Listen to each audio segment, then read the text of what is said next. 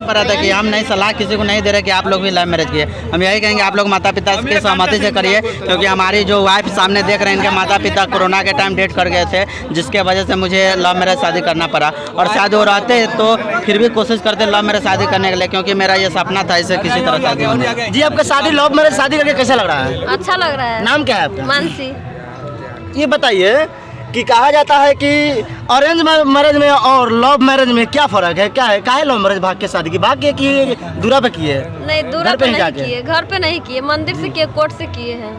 तो आप बताइए दर्शकों से कि यहाँ पे जो लव मैरिज शादी किए हैं तो हमारे समाज में क्या प्रभाव पड़ेगा? समाज में क्या प्रभाव पड़ेगा? कुछ नहीं, समाज में अब यही चलबे करेगा। 5 साल के बाद देखिएगा ना, प्यार किया तो सही बात, डरना है। प्यार मोहब्बत जिंदाबाद हमेशा रहेगा, है रहेगा। ठीक है दहेज ना? प्रथा इतना दिन से सरकार दहेज चला प्रथा रहा है, तो दहेज मुक्त हो प्रथा मुक्त जाएगा। नहीं, कैसे मुक्त होगा आप बताइए? तब तक आप लव मैरिज शादी नहीं करिएगा तो लगता है आपको दहेज प्रथा मुक्त हो जाएगा।